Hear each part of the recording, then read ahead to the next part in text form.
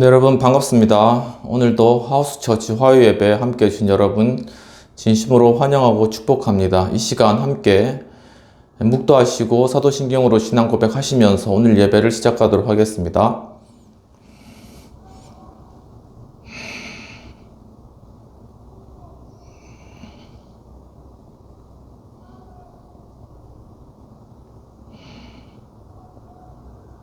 전능하사 천지를 만드신 하나님 아버지를 내가 믿사오며 그 외아들 우리 주 예수 그리스도를 믿사오니 이는 성령으로 잉태하사 동정녀 마리아에게 낳으시고 본디오 빌라도에게 고난을 받으사 십자가에 못 박혀 죽으시고 장사한 지 사흘 만에 죽은 자 가운데서 다시 살아나시며 하늘에 오르사 전능하신 하나님 우편에 앉아 계시다가 저희로서 산 자와 죽은 자를 심판하러 오시리라. 성령을 믿사오며 거룩한 공예와 성도가 서로 교통하는 것과 죄를 사하여 주시는 것과 몸이 다시 사는 것과 영원히 사는 것을 믿사옵나이다. 아멘.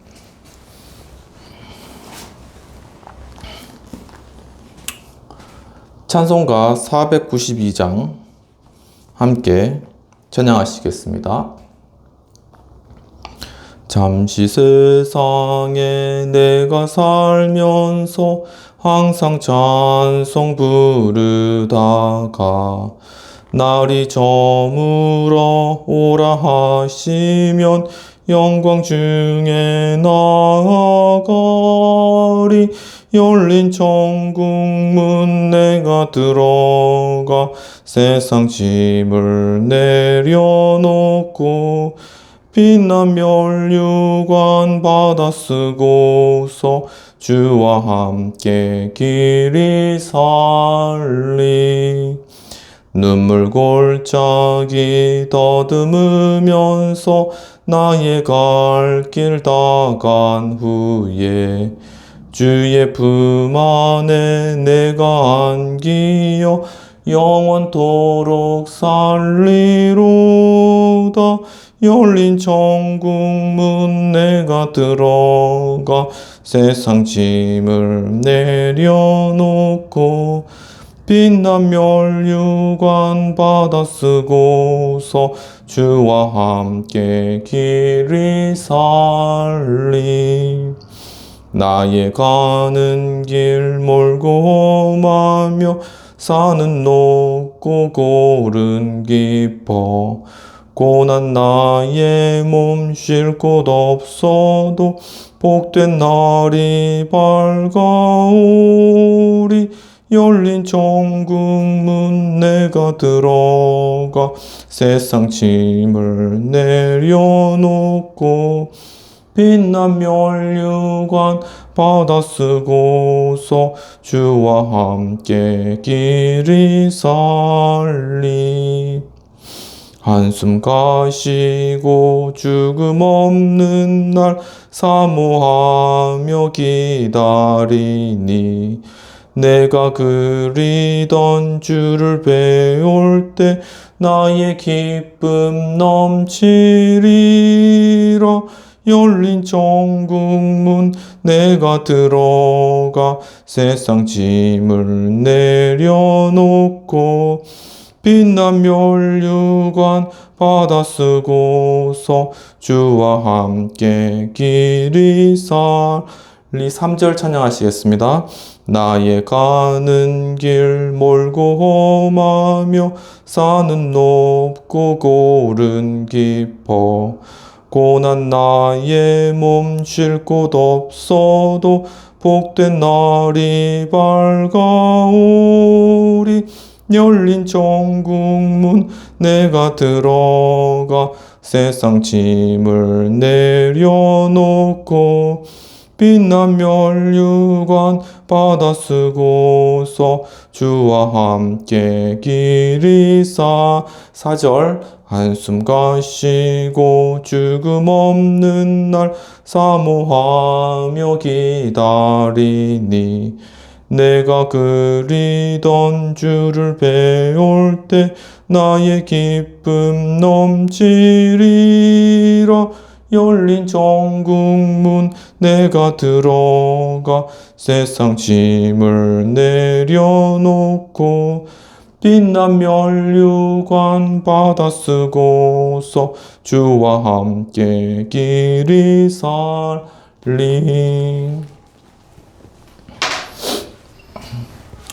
이 시간 공동체를 위한 회개의 기도와 성찬을 위한 기도와 헌금을 위한 기도를 드리도록 하겠습니다.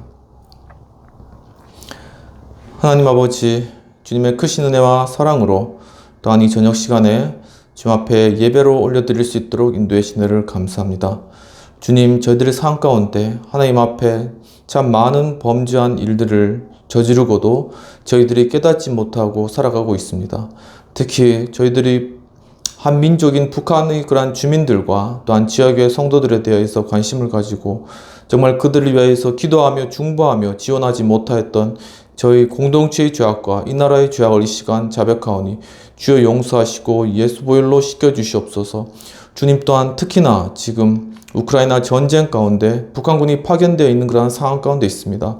매우 위급하고 다급한 그러한 상황이온데 주여 정말 저희들이 그것들을 마음 안타까워하지 않고 정말 지금 급변하고 있는 이러한 정세 가운데 저희들이 참 무디어지게 정말 저희들 그냥 잠만 자고 있었던 저희들의 이러한 무뎌짐과 또한 무정함과 정말 사랑 없은 우리의 죄악들, 정말 이 공동체와 이 한국교회와 이 나라의 죄악들 이 시간 주님 앞에 자백하오니 주여 용서하시오 주시옵시고 예수 보혈로 정결하고 깨끗하게 씻어 주시옵소서. 주여 참으로 이러한 여러 변화하는 상황들 가운데 저희들이 깨어 주님을 바라며 정말 주님의 그러한 일하심을 저희가 바라보며 또한 깨어 기도하며 주님께서 이루실 일들 가운데 준비하는 마음으로 늘 깨어 있을 수 있도록 도와주시옵소서.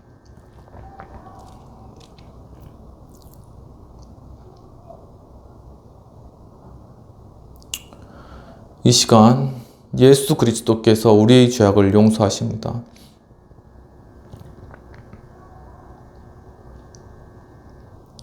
하나님 아버지, 주님 또한 이 시간 주님의 예배 가운데 주님의 거룩한 성찬에 참여합니다. 주여 주님의 이 거룩한 떡과 또한 잔을 먹고 마심으로 예수 그리스도의 우리를 위한 그러한 살과 또한 새 언약의 피를 저희가 먹고 마시며 예수 그리스도의 십자가의 고난에 동참하고 또한 그리스도의 부활의 영광 가운데 동참하는 저희들 될 수 있도록 이 시간을 축복하시고 함께해 주시옵소서. 하나님 아버지시여 또한 정말 이 시간을 위해서 헌금하고 정말 바친 손길을 위해 주님께서 배나 더 큰 축복으로 더하여 주시옵시고 또한 이 물질이 쓰이는 곳곳마다 하며 놀라우신 영광과 은혜와 은총이 나타나는 그러한 축복된 일들 가운데 주여 저희들을 인도하시고 지켜보아 주시옵소서. 감사하옵고 모든 말씀 우리 주 예수님 이름으로 기도합나이다. 아멘.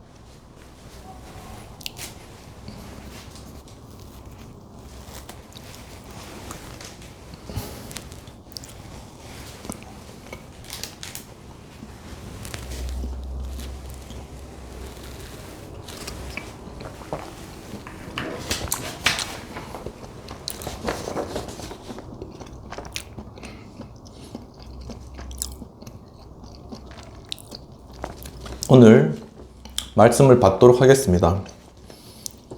오늘 말씀은 욥기 42장 10에서 12절까지의 말씀이 되겠습니다.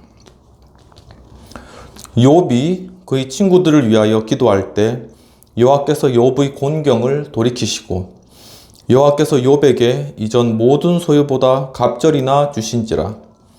이에 그의 모든 형제와 자매와 이전에 알던 이들이 다 와서 그의 집에서 그와 함께 음식을 먹고 여호와께서 그에게 내리신 모든 재앙에 관하여 그를 위하여 슬퍼하며 위로하고 각각 캐시트 하나씩과 금고리 하나씩을 주었더라.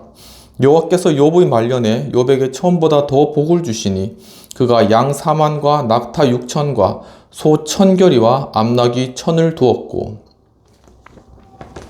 오직 예수 그리스도의 은혜와 평강이 있을지어다.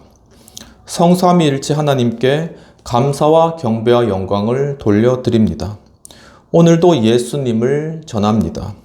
오늘 본문 말씀은 욥기 42장 10에서 12절까지가 되겠습니다.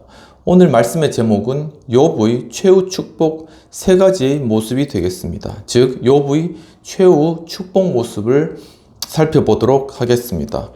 오늘 본문의 배경은 욥의 친구 엘리후가 욥에게 욥을 비판하는 그러한 말들을 다 끝나고 난 이후에 여호와께서 폭풍 속에서 말씀하시는 장면부터 시작됩니다.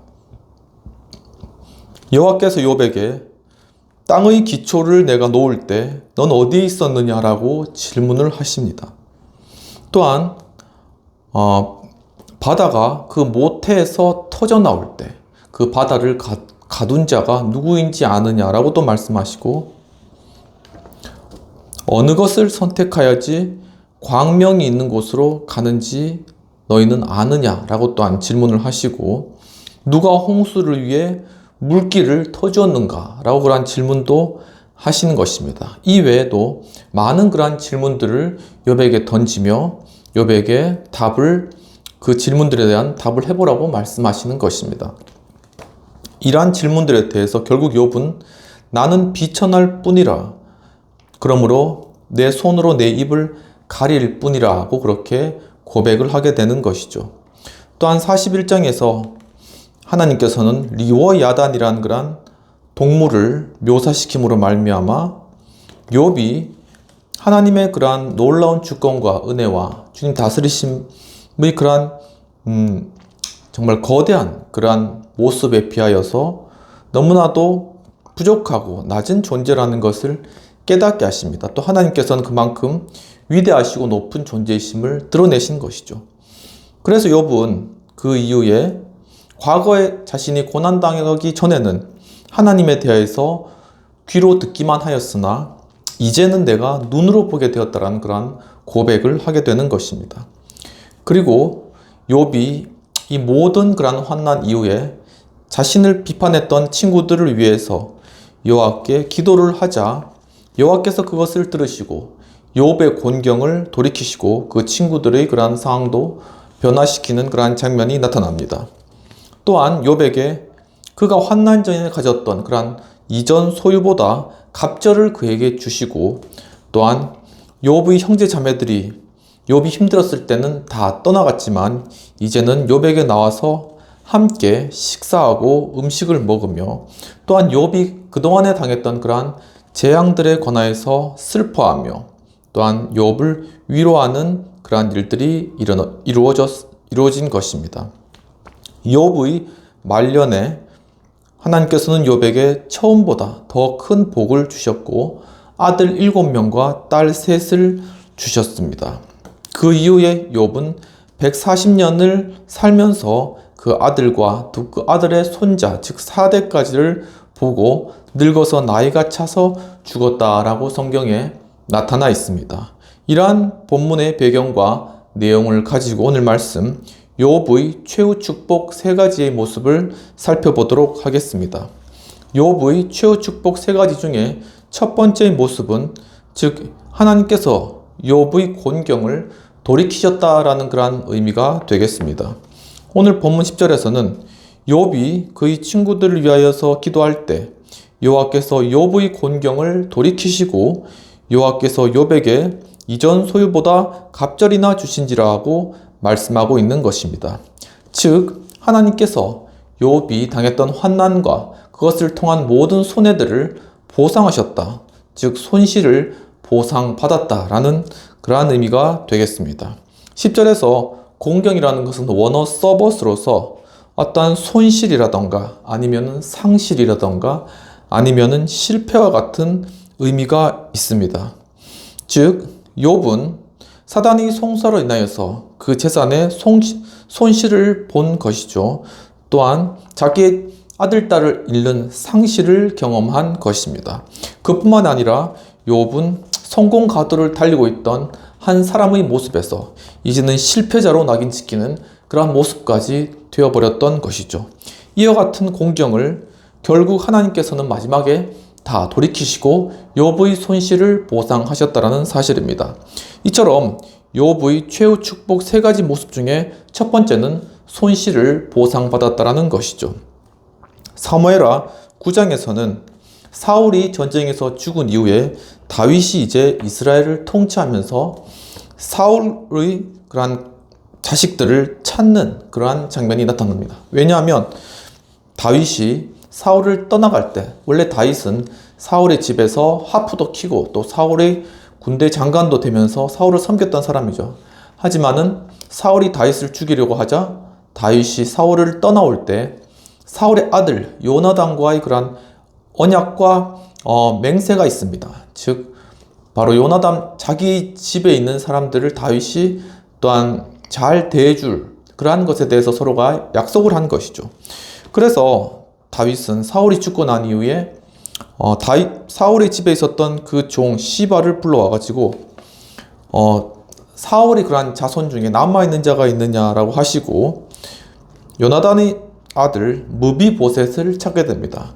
그래서 그 무비보셋에게 바로 사울이 전에 가졌던 그러한 모든 재산, 즉 사울의 종 시바가 관리하였던 모든 재산을, 온 집을 바로 이 무비보셋에게 주어라 라고 그렇게 시바에게 명령을 한 것이죠.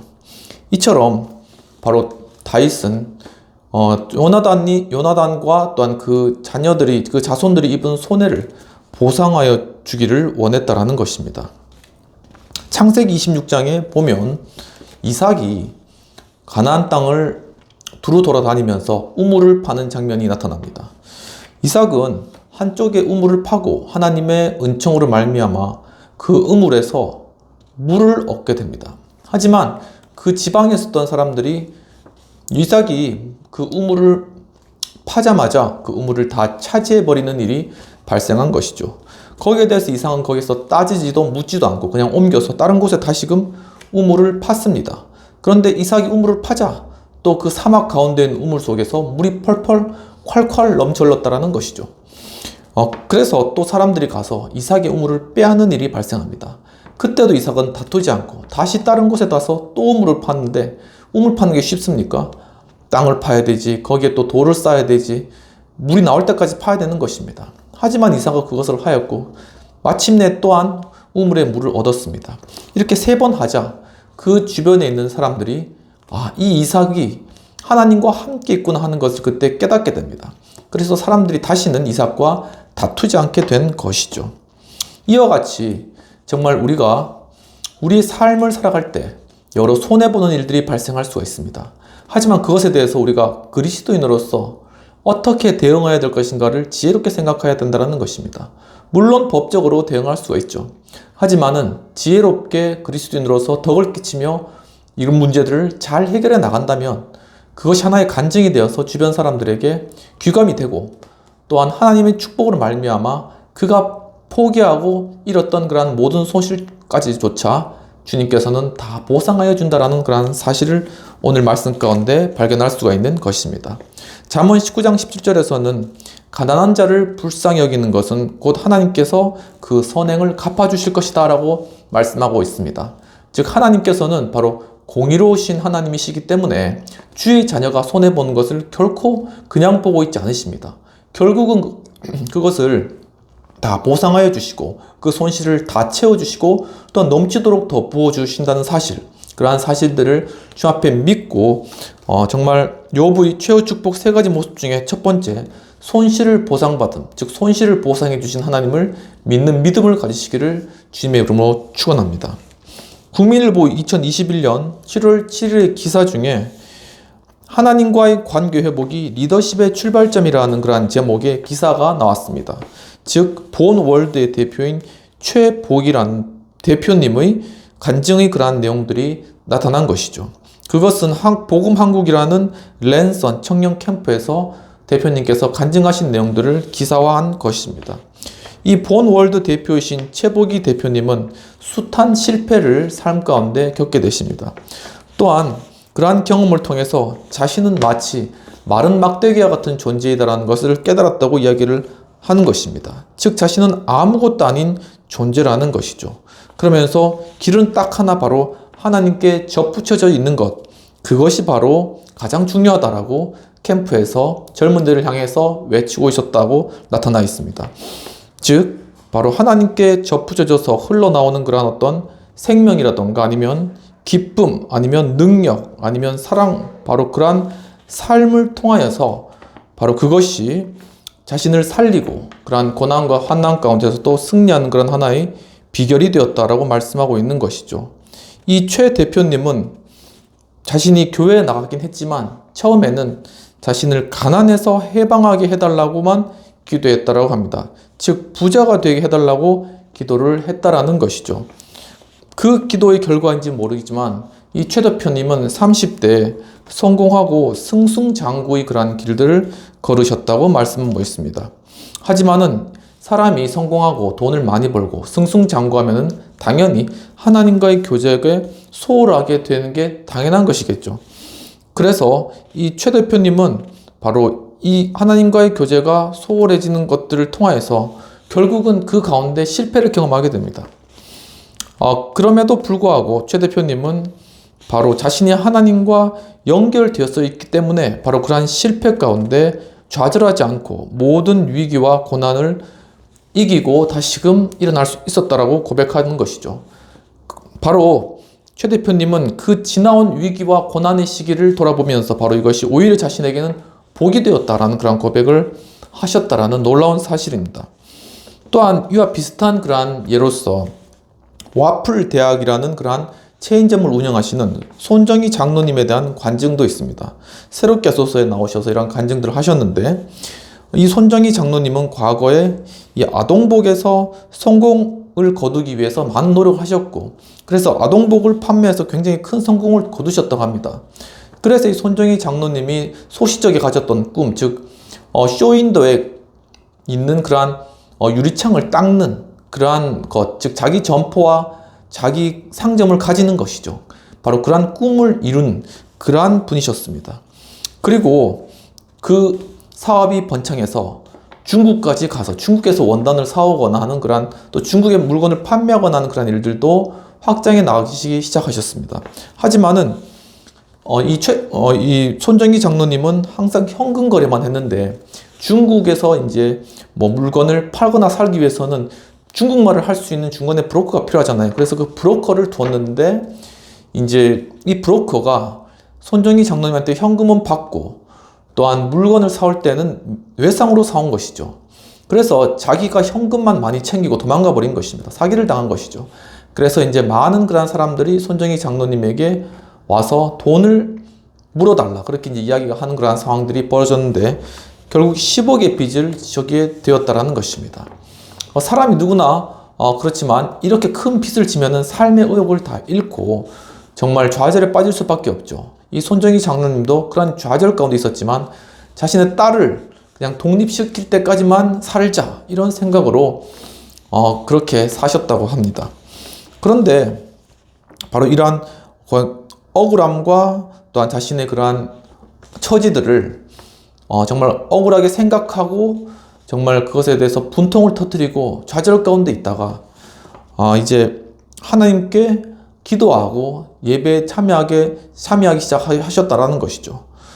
그러면서 시편과 자면의 말씀을 계속적으로 읽으시고 또한 그 말씀들을 읽는 가운데 하나님께 이 모든 짐을 다 맡기는 일들이 일어났다라고 고백하고 계시는 것입니다.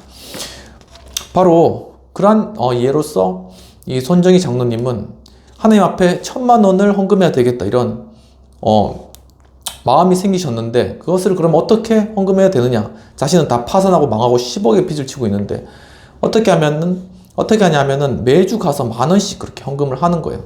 그래서 그거를 마치 도장을 찍듯이 해서 10만 원, 100만 원, 1,000만 원 그렇게 해서 하나님 앞에 헌금했다는 것입니다. 거기에 바로 하나의 비밀이 있는 것 같아요. 우리에게 들려주는 것이 바로 이 작은 것에 충성하고 작은 것을 소중히 여기는 사람이 결국은 큰 것을 이룰 수 있다. 하나님 앞에 작은 것을 드리는 사람이 큰 것도 드릴 수 있다는 것을 이 교훈을 말씀해 주시고 있는 것입니다. 그래서 이 손정희 장로님이 그 이후에 이제 먹고 살아야 되니까는 리어카를 빌려다가 이화여자대학교 앞에서 붕어빵을 판 것이죠. 그런데 붕어빵이 겨울에는 잘 팔리는데 여름에는 잘 팔리지 않지 않습니까? 그래서 이제 와플 장사를 시작한 것입니다. 근데 와플을 이제 판매하시다가 뭐 하루는 뭐 와플에다 아이스크림도 발라먹고 막 그렇게 하셨는데 옆에 지나가던 이대 학생들이 사장님 그게 뭔가요? 하면서 자기들도 해달라고 그렇게 해서 그거를 주면서 거기서 이제 와플 종류가 다양하게 된 것이죠. 뭐 망고 와플, 딸기 와플, 복숭아 와플, 포도 와플, 뭐 아이스크림 와플 막 하면서 이게 이렇게 하니까 학생들이 와서 와 이거 와플 대학이네 그렇게 해서 이제 그 체인점 이름을 와플 대학이라고 했다고 합니다. 이와 같이 손정희 장로님은 또 이제 사업이 커지자 또 자신 것처럼 힘든 과정에 있는 사람들의 어떤 손을 잡아줘야 되겠다라는 그런 캠페인을 열어가지고 그런 어떤 체인점, 가맹점 이렇게 열 때 그분이 힘들 것 같으면은 이렇게 옆에 있는 사람이 같이 손을 잡아서 그 사람을 이렇게 살려줄 수 있도록 그렇게 하는 특별한 그런 방법으로 사업을 운영하고 있다고 간증을 또 하고 계시는 것이죠. 이와 같은 것들을 우리가 보았을 때 정말 이 욥의 최후 축복 세 가지 모습과 같이 첫 번째로 손실을 보상받는다. 즉 하나님께서는 우리에게 환난과 고난을 주실 수도 있지만 바로 주의 자녀에게 주시는 환난과 고난은 그를 연단시키고 새롭게 하시기 위한 더 복 주시기 위한 하나의 과정이라는 것을 믿고 정말 그 과정을 우리가 통과하면서 하나님을 놓지 않고 주님과 끝까지 교제하면서 나아가면 결국은 하나님께서 우리가 받은 손실을 보상해 주실 뿐만 아니라 거기에 넘치도록 더해 주신다라는 사실을 말씀 가운데서 보여주고 계시는 것입니다. 이처럼 욥의 최후 축복 세 가지 모습 중에 첫 번째는 욥의 곤경을 돌이키셨다. 즉 그의 손실을 욥이 그 손실을 보상받았다라는 것이죠. 그러면 욥의 최후 축복 세 가지 모습 중에 두 번째는 슬퍼하며 위로하였다라는 것입니다. 본문 11절에서는 이에 그의 모든 형제와 자매와 이전에 알던 이들이 다 와서 그의 집에서 그와 함께 음식을 먹고 여호와께서 그에게 내리신 모든 재앙에 관하여 그를 위하여 슬퍼하며 위로하고 각각 캐시타 하나씩과 금고리 하나씩을 주었다라고 말씀하고 있습니다. 즉, 이 욥이 자신의 모든 환난과 고난과 상실에 관해서 큰 위안을 얻게 되었다라는 것이죠. 사랑하는 성도 여러분, 이와 같이 여러분 삶 가운데 삶의 고난과 어려움으로 눈물 짓고 또한 괴롭고 힘든 그러한 상황 가운데 계십니까? 또한 그런 것으로 인하여서 마음 가운데 큰 짐이나 어려움이 있으십니까? 정말 주님께서는 여러분들의 그러한 마음과 그러한 모든 것을 다 아시고 정말 여러분들의 그러한 힘든 그러한 상처와 또한 마음을 위로해 주시고 또한 그것을 함께 아파해 주시고 또한 그것을 싸매시고 고쳐주시는 분이시라는 사실을 믿고 주 앞에 나아가기를 축원합니다. 본문에서 위로하다라는 것은 원어 웨이나 함으로써 위안하다 아니면 편안하게 하다, 안심시키다라는 의미가 있는 것이죠. 이처럼 욥은 결국 자신의 주변에 있는 사람들로부터 위안을 받고 그 마음이 편안하게 되고 또한 안심하게 되는 그러한 과정들, 일종의 내적 치유의 과정을 겪게 되었다라는 사실입니다. 이처럼 욥의 최후 축복 세 가지 모습 중에 두 번째는 큰 위안을 얻게 되었다라는 사실입니다. 요한복음 14장 27절에서는 예수님께서 나의 평안을 너에게 주노라. 내가 주는 것은 세상이 주는 것과 같지 아니하노라 하고 그렇게 말씀하고 있습니다. 즉 예수님께서 우리에게 주시는 평안은 궁극적인 평안이요, 영원한 평안이요, 깊은 평안이요, 우리를 감싸시는 온전한 평안을 주신다라는 사실인 것이죠.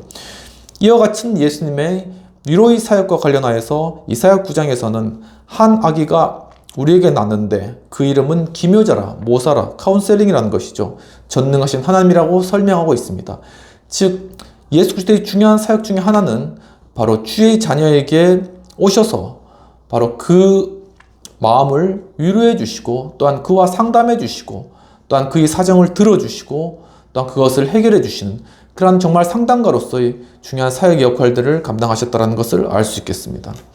요한계시록 6장에서는 많은 그러한 순교자들이 하나님 앞에서 구하기를 자신들의 받은 그러한 순교와 관련해서 우리의 피를 바로 주께서 갚아주시기를 어느 때까지 하시겠나이까? 라고 그렇게 질문하게 되는 것입니다.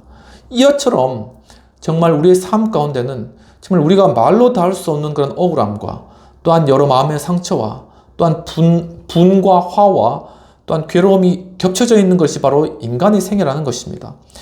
또한 정말 하나님을 위해서 헌신한다고 했을 때 그 생애가 정말 너무나도 고통스럽고 또한 그 많은 대가를 치러야 했을 정말 그러한 일들이 많이 있다라는 것이죠.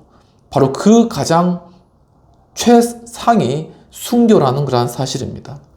바로 이러한 것들을 당한 그 피들이 하나님 앞에 자신들의 그러한 피를 갚아달라고 아우성친다라는 그러한 사실인 것이죠.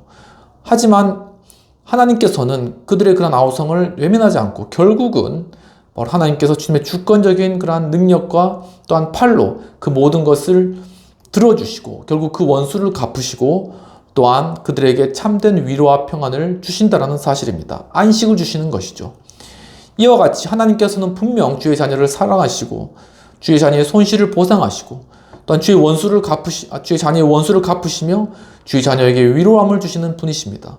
그 사실을 우리가 믿기 때문에 우리 생애 가운데 어떠한 어떠한 불공정한 그러한 대우를 받는다 할지라도 우리가 불평등한 그러한 대우를 받는다 할지라도 그것을 우리가 담담히 받아들이고 또한 우리에게 정말 무거이 주어진 그러한 것에 대해서 우리가 그것을 수용하며 하나님 앞에 그것을 기도로 내어드리고 또한 사람들 앞에서 그리스도의 덕을 선전할 수 있는 그러한 일들이 가능하다라는 것이죠. 픽사라는 회사에서 우리나라에 2015년 7월 9일 날 개봉된 영화 인사이드 아웃이 있습니다. 굉장히 전 국민적으로 다 알고 특히 아이들이 좋아하는 만화 영화입니다. 그 상영 시간이 94분 정도 되는데 대한민국에서만 496만 명이 관람한 엄청난 그러한 관람객 수를 기록한 것이죠. 이 영화의 스토리를 잠깐 설명해 드리면 11살 소녀 라일리는 미네소타, 굉장히 추운 지역입니다. 미네소타에서 샌프란시스코, 약간 더운 동네죠. 로 이사를 왔는데 거기서 겪는 어떤 새로운 환경 가운데 겪는 감정에 관한 그러한 내용들을 다루고 있습니다. 즉, 이 라일리란 그러한 한 소녀의 머릿속에 들어가서 바로 그 소녀가 가지고 있었던 기쁨의 감정 혹은 슬픔의 감정 아니면 어떤 까칠함의 그러한 어떤 감정들 어떤 소심함의 감정 아니면 버럭 화를 내는 그러한 감정들을 하나의 기쁨이 슬픔이 까칠이 소심이 버럭이라는 5명의 캐릭터를 만들므로 말미암아 이 캐릭터 연출로 이 소녀의 그러한 감정 변화에 대해서 읽어내고 있는 그러한 만화가 되겠습니다. 바로 이 라일리의 머릿속에 있는 여러 감정의 인물들 중에 좀 주목해야 될 인물이 누가 있냐면은 슬픔이라는 그러한 인물이 있습니다. 원래 이 슬픔이는 11살 되기까지 라일리의 머릿속에서 별로 크게 할 일이 없었어요. 왜냐하면은 어린애들이 하는 게 주로 즐겁게 놀고 이렇게 지내는 것 아닙니까? 그래서 별로 역할이 없었는데 이 라일리가 11살 때 이사를 함으로 말미암아 이 라일리의 4명 가운데 있는 슬픔이가 그 라일리의 머릿속에서 계속 일을 친다는 것이죠. 그래서 이 슬픔이가 이렇게 기억의 그러한 어떤 구슬에 손을 대면은 그 기억이 파란색으로 바뀌어요. 그러면 그 기억 자체가 슬픈 그러한 기억이 되어버리는 것이죠. 그래서 그러한 일들을 계속 저지르다가 그래서 기쁨이가 그리고 다른 캐릭터들이 슬픔이가 하지 못하도록 계속 그것을 막고 그것을 이렇게 저지하고 있는데 계속 일을 치다가 이 기쁨이와 슬픔이가 어떤 기억 저장 장소라는 곳으로 이렇게 통로로서 빨려 들어가서 이 라일리의 머리에 감정을 총괄하는 어떤 컨트롤하는 그러한 곳에서 벗어나게 된 것이죠. 그러니까 이제 라일리는 이 감정적으로 이제 통제가 안 되는 원래 기쁨이가 라일리를 기쁘게 해서 모든 일들을 잘 처리하고 있었는데 이제 그게 안 되라는 것이죠. 빨리 그래서 이 기억 저장 장소로 이렇게 날아간 기쁨이와 슬픔이가 다시금 이 컨트롤 타워로 돌아와야 되는데 그때 이제 여러 과정들을 거치게 됩니다. 기쁨이와 슬픔이가.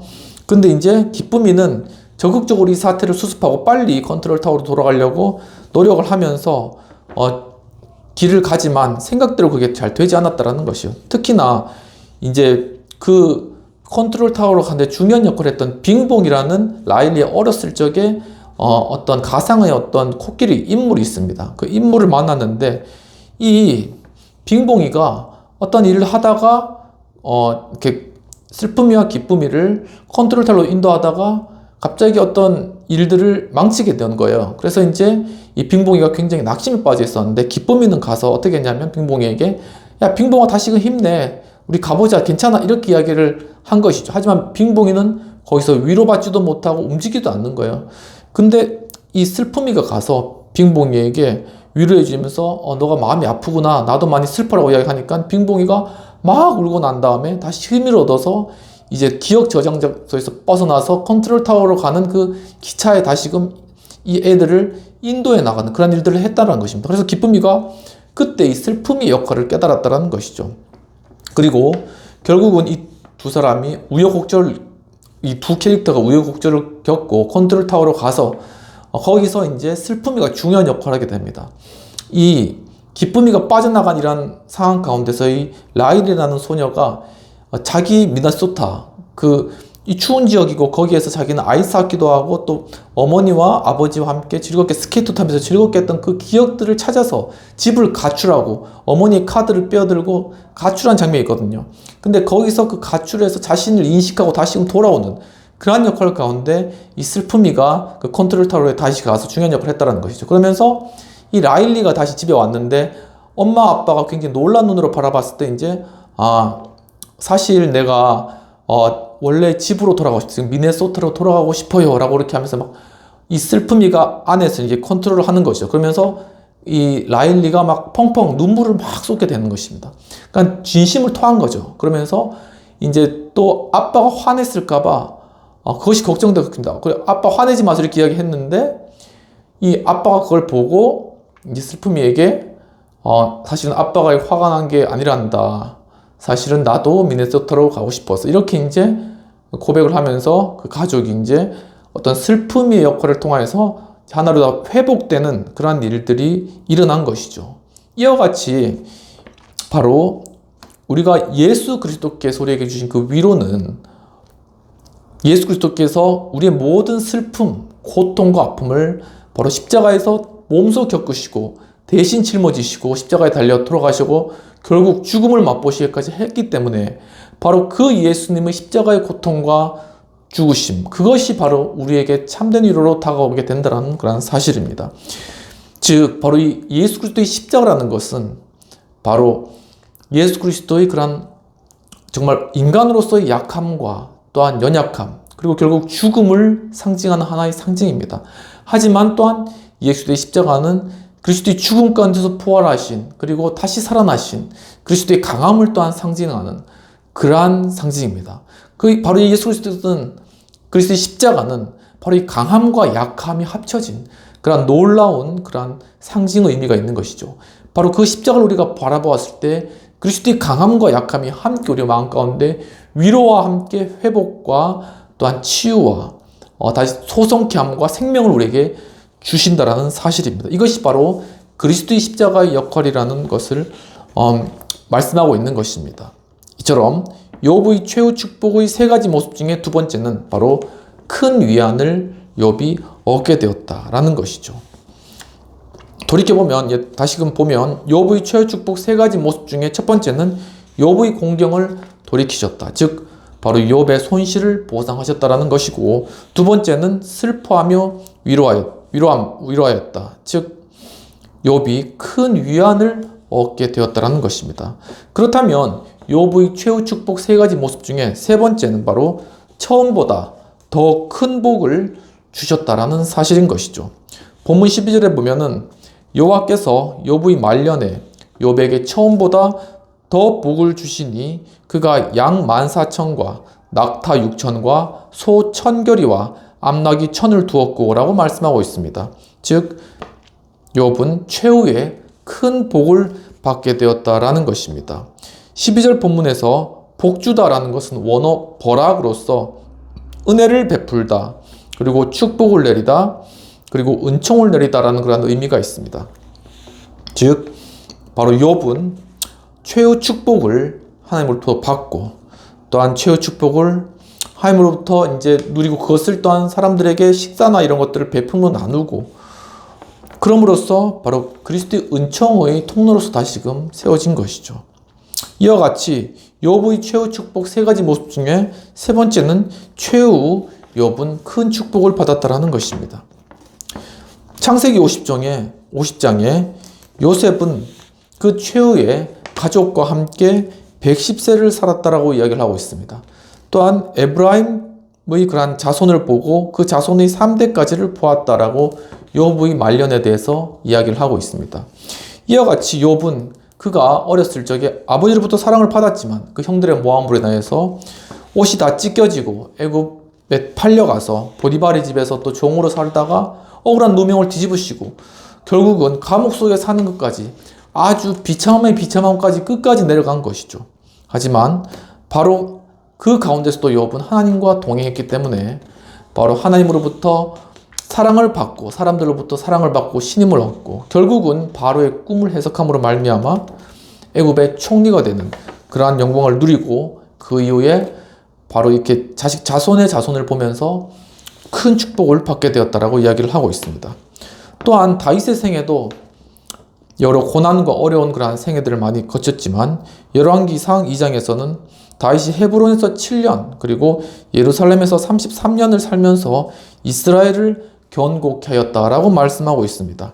즉, 이 다윗은 하나님과 끝까지 동행했고 비록 그가 밧세바를 범하는 죄를 범하였고 또한 그가 또 여러 가지 인구조사라든가 그 실수가 굉장히 많았습니다. 생애 가운데. 그 결과로 인하여서 많은 사람이 죽고 또한 자신의 자식을 잃어버리는 그러한 일들을 겪게 되었지만 그러한 모든 그러한 고난과 어려움 가운데서도 다윗은 끝까지 하나님을 붙들고 결국은 그가 이스라엘이라는 나라를 굳건하게 세우는 그러한 중요한 역할을 감당하고 다윗의 그러한 축복이 결국 온 이스라엘의 축복으로 임하는 그러한 최후 축복의 모습을 우리에게 보여주셨다는 것을 열왕기상에서 확인할 수가 있는 것입니다. 하지만 열왕기상 11장에서는 솔로몬이 나타났는데 그는 한때 가장 지혜가 뛰어난 왕이며 또한 매우 큰 부를 누렸고 또한 세상 어떤 사람들 것보다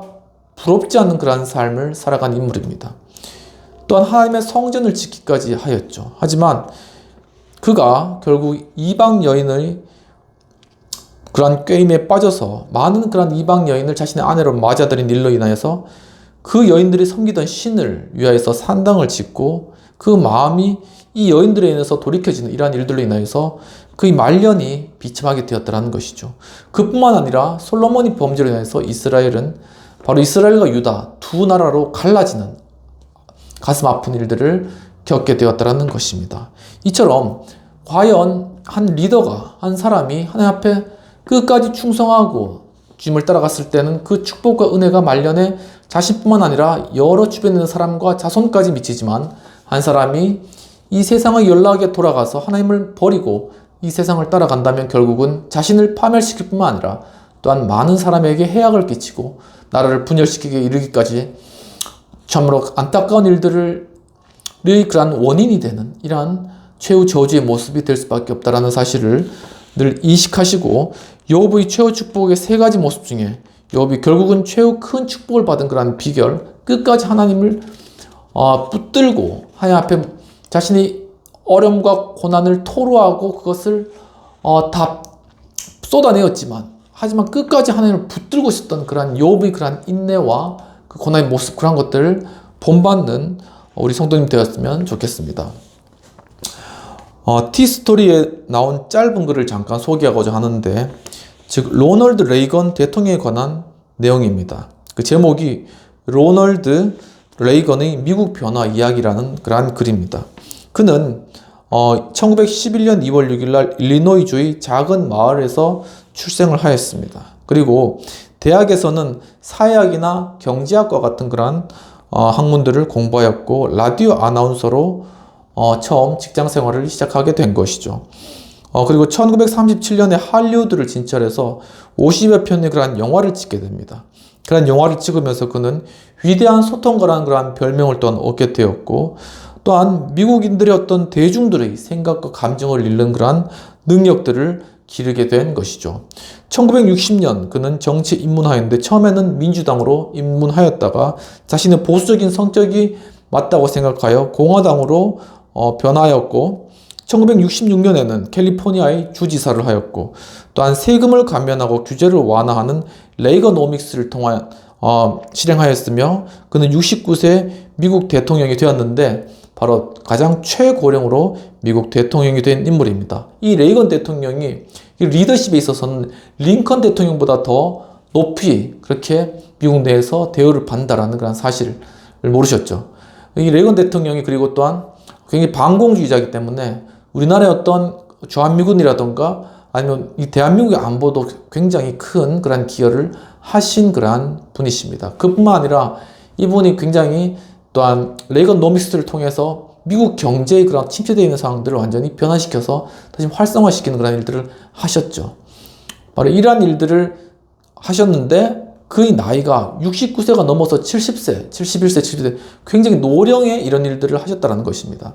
그러니까 결국은 그가 젊었을 때 여러 가지 했던 여러 가지 일들 통해 그 쉽지 않은 그런 상황들이었겠죠. 뭐 라디오, 영화 찍는 것, 그리고 뭐 정치 이런 것들이 힘들었지만 이러한 모든 것들을 겪고 그것이 원숙하게 된 그 말년에 결국은 이러한 큰 일들을 이루어내고 또 미국을 살리고 대한민국까지 좋은 영향력을 주는 이러한 어떤 축복의 그러한 통로로서 사용되었다라는 것입니다. 그뿐 아니라 이와 비슷한 인물이 있습니다. 즉 우리나라에 있어서 이승만 대통령이 초대 건국 대통령이 에 대해서 살펴보았는데 1875년생이십니다. 굉장히 오래전에 태어나셨죠. 그리고 이제 배제학당이라는 곳에서 졸업하셨는데 22세 때, 이게 다 연도로 되어 있는데 한 나이 계산을 한번 해봤어요. 22세 때 졸업하시고 23세 때 한성 감옥에 투옥되셨어요. 굉장히 젊었을 때, 정말 폐의가 있었을 때 그때 한성 감옥에 투옥돼서 5년 동안 거기서 이제 계셨던 것이죠.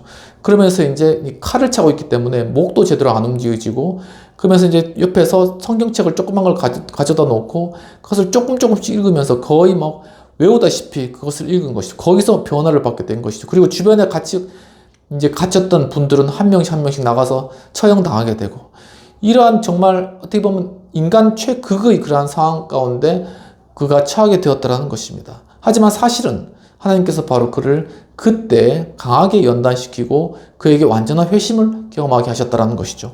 그 이후에 그는 미국으로 가게 되어서 그가 영어를 잘한다는 그런 이유로 미국의 어떤 특사로 파견되었다가 거기서 계속 공부를 해서 35세 때 프린스턴 박사가 됩니다. 그가 박사학위를 따면서 냈던 논문이 뭐냐면은 재팬 인사이드 아웃이라는 그런 논문을 내었는데, 그 내용의 주된 내용은 결국 일본이라는 나라가 지금 미국과 비슷하게 미국을 노선을 따르고 있는 것처럼 보이지만 결국 미국의 등 뒤에 칼을 꽂을 것이다. 즉 미국을 침략할 것이다. 라는 그러한 논문을 썼습니다. 왜냐? 그 이유는 바로 일본이라는 나라가 바로 전쟁의 어떤 신에 쓰여 있기 때문이다.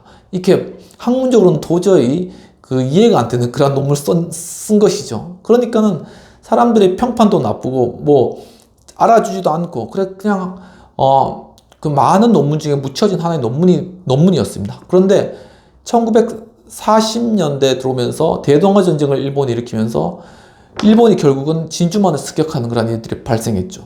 그러니까는 그때 바로 이 이승만 대통령의 논문이 뜬 겁니다. 바로 거의 10년 전에 이것을 예언하였거든요. 그래서 그때부터 이승만 사람이 누구냐, 그 논문이 무엇이냐라는 그러한 어떤 호응, 반응이 불러일으키면 미국 내에서 그러면서 이제 그가 두각을 드러내게 된 것입니다. 이처럼 하나님께서 사용하시는 그때는 우리가 아무도 알 수 없다는 것입니다.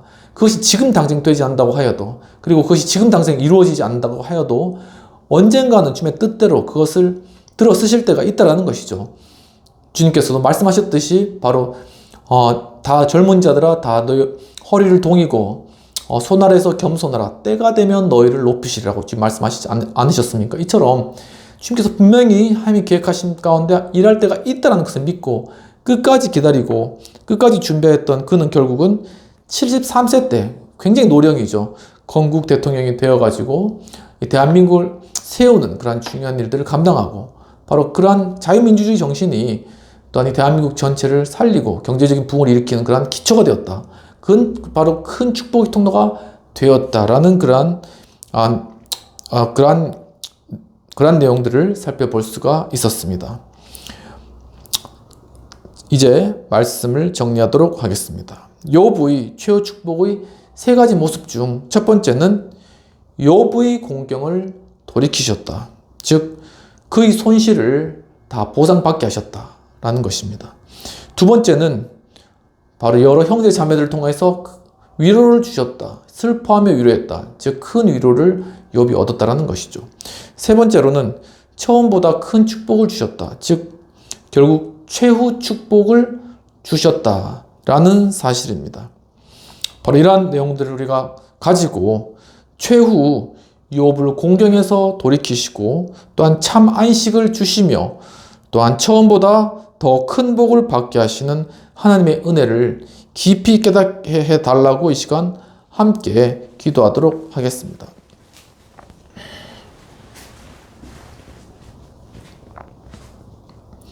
하나님 아버지, 오늘 참으로 욥이 당했던 그 고난과 정말 그가 재산을 잃고 자녀를 다 잃고 자신의 몸에 질병이 들어 욕창을 기와장으로 끓는 그러한 고통 가운데 있었던 그 욥에게 하나님께서 결국 나타나셔서 욥에게 자신을 내어 보이시고 욥에게 정말 하나님이 어떤 분이신가를 깨닫게 하시고 난 이후에 그에게 참 모든 그러한 손실을 다시금 보상해 주시고 그 마음 가운데 받았던 상처와 아픔을 위로해 주시고 치유해 주시며 또한 그에게 처음보다 더 큰 축복을 베풀었던 이러한 놀라운 일들을 보게 해주신 주님, 주여 참으로 저희들의 삶도 지난 시간들을 돌아보아도 또한 우리가 지금 처해 있는 상황들이라 할지라도 정말 너무나도 고통스럽고 어렵고 마음껏 부담감과 또한 마음의 상처와 슬픔과 괴로움이 가득한 정말 저희들 우리의 이러한 모습들 가운데 주여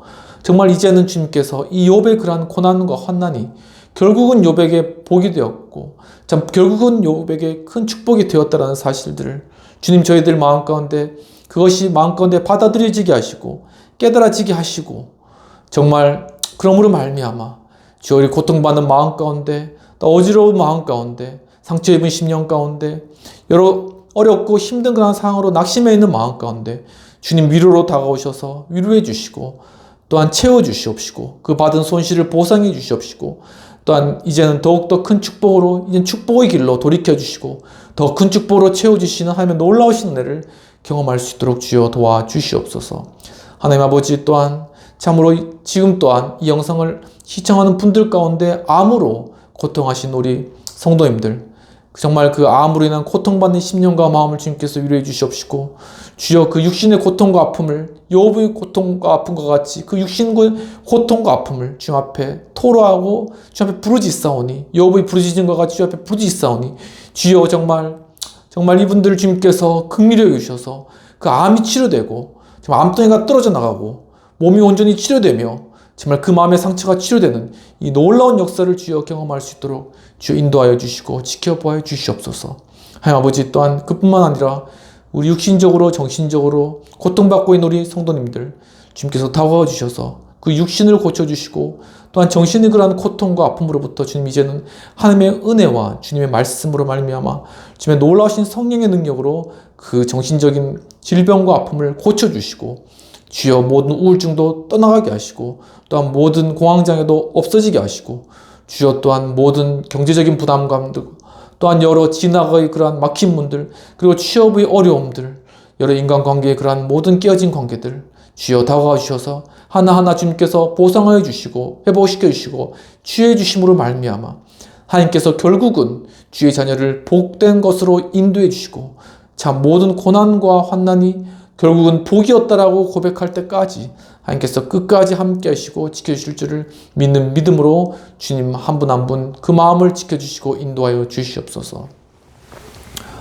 이 시간 예수 그리스도의 은혜와 하나님 아버지의 놀라우신 사랑과 성령님의 감화감동 역사하심이 오늘 욥의 고난 통하여서 정말 욥에게 그 손실을 다 보상해 주시고 또한 욥에게 참 그 마음의 상처와 또한 아픔을 위로해 주시고 또한 그에게 최후로 참 큰 축복을 주신 하나님의 놀라우신 정말 그 사랑 주님의 축복을 깨닫기를 원하는 또한 그런 것들을 동일하게 체험하기를 원하는 우리 행복한 교회 그리고 또한 하우스 처치 그리고 우리 여의도 신우회 모든 성도님들과 회원님들 그리고 이 영상을 시청하는 모든 분들에게 지금부터 영원까지 함께할지어다. 아멘.